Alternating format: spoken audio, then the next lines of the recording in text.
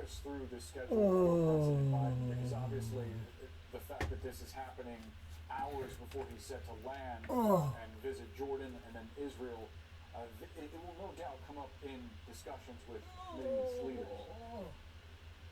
Yeah, undoubtedly. I mean, President Biden is coming here tomorrow with two main goals in mind. One, on the one hand, the symbolic aspect of showing U.S. support for Israel, showing that there is no daylight between Israel and the United States, a deterrent factor there as he tries to prevent this conflict between Israel and Hamas from becoming a wider regional war. But then, of course, there are the practical impacts. And our White House team is reporting that the president received an explicit commitment from the Israeli prime minister that he would allow humanitarian aid to flow through before the president indeed agreed to make this pretty dramatic wartime visit to Israel. And so it's very clear that as President Biden comes here, he doesn't just want to come here for that symbolic aspect. He wants to actually be able to leave with something concrete having been accomplished. And it appears that at least one of those things will be some kind of plan, some kind of agreement by the Israelis to allow humanitarian aid to begin flowing back into the Gaza Strip. We know that U.S. officials have also been very focused on trying to get American citizens out of the Gaza Strip and into Egypt via that Rafah crossing. It has been now 4 days since American citizens were told to head south to that Rafah crossing, telling them, U.S. officials telling them that they believe that crossing would open, and yet it has been 4 days that that crossing has not opened. So you can expect that those will be some of the agenda items as the president comes to Tel Aviv tomorrow, but then as he also then goes to Jordan to meet with the Palestinian, Egyptian, and Jordanian leaders there as well. The humanitarian situation in Gaza, very much a focus there, as well as the broader regional dynamics. Yeah, certainly. Jeremy and Clarissa, thank you to both of you. Now joining us, we have from Jerusalem is Avi Meir. He is the editor-in-chief of the Jerusalem Post. Avi, what can you tell us about what you are learning about this strike that appears to have killed hundreds, according to the Palestinian Health Ministry? Well, I'm hearing the same sort of things that your correspondents are hearing, which is that there's a great deal of lack of clarity on exactly what transpired. I can tell you that it took place in the midst of a barrage of rockets from Gaza into Israel, and it is certainly not unusual for those rockets to misfire. Roughly 10 to 30% of the rockets fired by Palestinian terrorist groups in Gaza towards Israel actually land in Gaza, often killing Palestinians. It is certainly possible that happened here. It is also certainly possible that this was indeed an Israeli airstrike that inadvertently hit this hospital. I can tell you, as someone who is somewhat familiar with the mechanics of how this works internally, Israel does not target hospitals, so if this happened, it was obviously an accident. That, of course, doesn't at all diminish the very real human tragedy that we see unfolding. If it's true that several hundred people have been killed, that is obviously horrifically tragic, and I'm sure that that's something that all Israelis share. They know where, Israel knows where the hospitals are, though, right? Can you explain to us sort of the process? I mean, I imagine these are precision strikes. Generally speaking, yeah. I mean, there is essentially a list of targets in Gaza, generally involving Hamas infrastructure, military installations, weapons depots, rocket launching sites, and so on and so forth. They're scattered throughout the Gaza Strip, often, in fact, in residential areas. But even though they are there, and that makes them legitimate targets, Israel will often refrain from hitting those targets because it knows that it will draw civilian casualties. So again, I would view it as extremely unlikely. I would say, in fact, virtually impossible that the hospital itself was indeed a target. Whether there was a military installation nearby and the hospital was inadvertently hit, I think that remains to be seen. Yeah, well, a lot of details that we're still awaiting here. We heard from Israel's National Security Minister, Ben-Gvir, who said this afternoon, quote, "As long as Hamas does not release the hostages in its hands, the only thing that needs to enter Gaza are hundreds of tons of explosives from the Air Force, not an ounce of humanitarian aid." Is that fair to Palestinian civilians? Well, Itamar Ben-Gvir does not speak for the new unity government, which of course is one that was created specifically to deal with the crisis that unfolded following the Hamas massacre of last weekend. I don't think many Israelis will agree with that statement. I think there's a recognition that Palestinian civilians do not and should not be held responsible for the actions of Hamas. At the same time, there's a great deal of determination in Israel to ensure that Hamas is dealt a devastating blow and it never ever has the capacity to carry out a massacre like it did last weekend, killing 1,400 Israelis, including men, women, children, the elderly, and babies.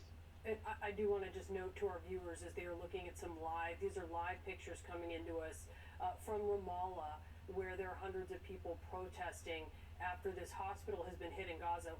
We've been talking about this, a lot of details that we are still awaiting to figure out exactly what happened there.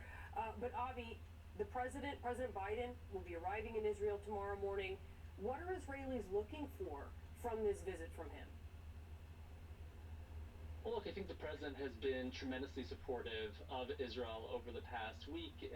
In the wake of this horrific tragedy, he, his administration, including Secretary Blinken and Secretary Austin, have repeatedly expressed their solidarity and support for the people of Israel. Israelis will want to hear more of that, but they'll also want to hear how America is going to play a constructive role, A, in bringing the hostages home, and B, in ensuring that this conflict doesn't grow any wider. The United States has already sent 2 carrier groups to the Eastern Mediterranean to deter Hezbollah and its patron in Iran from engaging in Israel's northern border and expanding this conflict any further. We're going to look forward to hearing more of that, and also how the United States can help Israel ensure that it has the means to protect itself by itself, as it always has. Avi, we really appreciate your time. Thank you so much for being with us. Thank you for having me. We want to get some reaction from the White House now, so let's go there with CNN's Kayla Tausche. Kayla, yesterday President Biden had been deliberating a visit to Israel. He's now decided to go, and obviously it happens amid this breaking news of a horrible attack on a hospital in Gaza. Talk to us about whether there's been any reaction from the White House to this latest news. Well, Boris, it's an extraordinary and high-stakes trip, and it's one that came with several careful considerations behind the scenes that CNN has brand new reporting on. We know that President Biden was inclined to accept the invitation from Prime Minister Benjamin Netanyahu to visit Israel when the country found itself at war with Hamas. He considers Netanyahu a longtime friend and ally. But before signing off on the trip, he wanted some very explicit commitments from Israel that humanitarian aid would be allowed to flow into Gaza. And it wasn't until Secretary of State Antony Blinken secured some of those commitments directly from Netanyahu and his top aides during a marathon meeting on the ground yesterday that the president and his team gave the green light for this trip, which has a few objectives, some of which Jeremy and your previous guests have already mentioned. First, to lay the groundwork for that aid to flow and for humanitarian passage out of Gaza. There's an understanding between U.S. and Israeli officials that that process would begin before a ground invasion would begin, and that was something that has been discussed behind the scenes. Number 2, the U.S. also wants to secure the release of the American hostages that are still being held by Hamas, and the president also wants to prevent this conflict from spilling over in the region. That's why he's going to be meeting with several other leaders, but it's a trip that carries tremendous physical and political risk that he comes away without achieving some of these objectives, and physical risk just from being on the ground in wartime Israel with that strike on the Gaza hospital, case in point for those very risks that are present there. Yeah, no question about that. We'll see how this news out of the hospital in Gaza plays into his visit. Kayla Tausche, thank you so much. Just a moment ago we were watching. Yeah, if we could pull those back up, those pictures that we were seeing out of Ramallah. Yeah, unbelievable. live images from the West Bank. These are protests sprung about as a reaction to that strike in Gaza, and we saw a large crowd gather, throwing what appear to be rocks, and then a vehicle heading straight for that crowd to try to disperse them. Yeah, we're seeing what appears to be tear gas and flashbangs going off, and everyone went running after that. But this protest coming in the wake of this terrible event, which quite frankly we are still awaiting details on. The Palestinians are insisting that this was an Israeli strike on a hospital in Gaza that has killed hundreds of people. Israel says it's looking into it and it hasn't confirmed it. Yeah, the IDF, a spokesperson for the IDF essentially put out, or rather a spokesperson for the Israeli Prime Minister, Benjamin Netanyahu, just put out a statement saying the IDF does not target hospitals. We only target Hamas strongholds, armed depots, and terror targets. Obviously, tensions already high in the region, escalating even further just hours before President Biden is set to arrive in the region. Yeah, that's right. And we'll be talking more about that. Stay with CNN for our live breaking coverage just ahead. Tired of sciatic nerve pain radiating down your leg and lower back? Get relief, finally, with MagnaLife Leg and Back Pain Relief Cream. Fast acting, and yes, it really works. So get living. Available at your local retailer. Upon his first day of retirement, Marcus Rogers made a contract with himself. I will never again work for another man or woman. Or Todd, especially Colin. I lay down my badge, abandon my corporate phone plan, and I'll get a new plan with Consumer Cellular, without a contract, without sacrificing coverage. Let's go, birds. When freedom calls, we're here to answer. Take a pea-sized amount, apply it like a lotion. Pits, under boob, thigh folds, butt cracks, feet. This water-based cream, I'm telling you, it's invisible on the skin. It works like a dream. Why didn't someone think of this sooner? Try killing bugs the worry-free way, not the other way. Zevo traps use light to attract and trap flying insects with no odor and no mess. They work continuously, so you don't have to.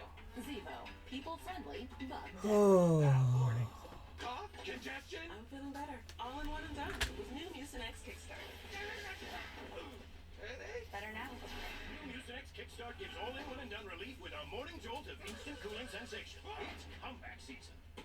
Verizon Small Business Days are back from October 16th to the 22nd. Get a free tech check and special offers like a free 5G phone. Plus, switch, keep your number, and get up to $300 off with Verizon Business.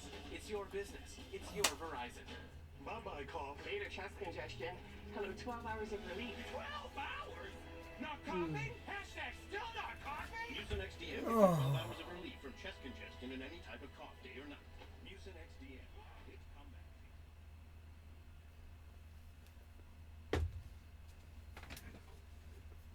season.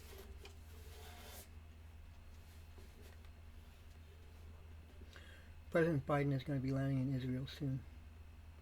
A song by Paul Beckman called Rainbow Song. Also the new and first leader of humankind in the free world.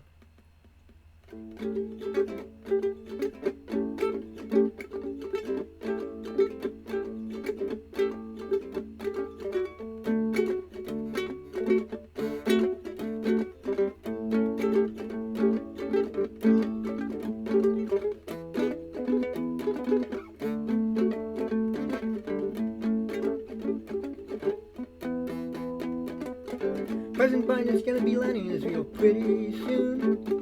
President Biden's going to be landing in Israel pretty soon. President Biden's going to be landing in Israel pretty soon. President Biden's going to be landing in Israel pretty soon. Well, may God protect you. May you be alright. Yeah, he's going into harm's way. He's wanting to speak in every way to get something done and even come back with some steps done that are going to be given the situations there, the circumstances, some teeth to put things in a better way, to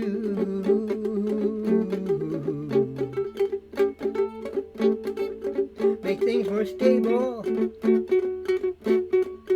and off the table, so you won't have things going awry and spinning out of control every day. Now if emotions can help it, if people can control themselves, if people can stay true to their values and do everything else, well, he might just pull it off. I think he will. I got faith in him. He's a great president. Fantastic president. President Biden, kudos, kudos to you.